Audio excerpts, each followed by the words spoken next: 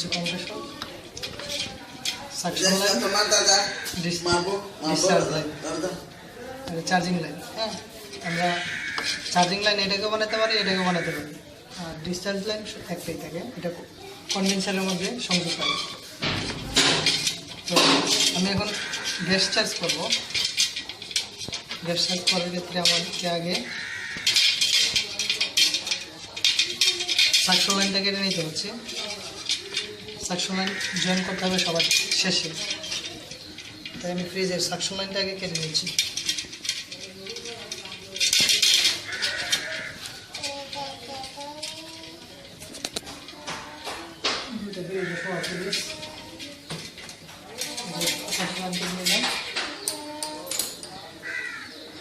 Charging লাইনে আমি একটা নন বাল্ব লাগালাম।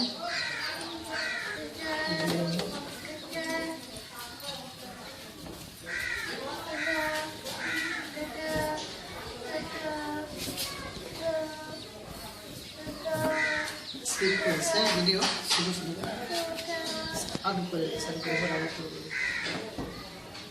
আমার এই কাজ।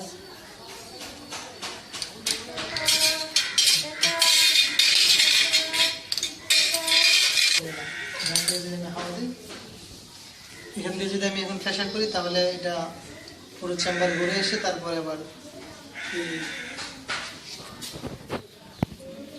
সাকশন লাইন দিয়ে আবার বের হবে। এটা এখন আমি কারেন্টের জন্য দেখাতে পারছি না, কারেন্ট আসলে আমি আবার এটা করবো, কারেন্টের জন্য অপেক্ষা করতেছি।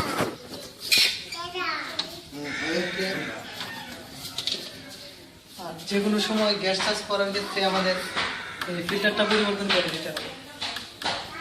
যে ফিল্টারটা লাগানো থাকবে অরিজিনালি ওইটা আমাদের পরিবর্তন করে অন্য আরেকটা ফিল্টার লাগিয়ে দিতে হবে, কারণ এই ফিল্টারের মধ্যে ময়লা আবর্জনা বা অন্যান্য সব কিছু এর মধ্যে জমা হয়।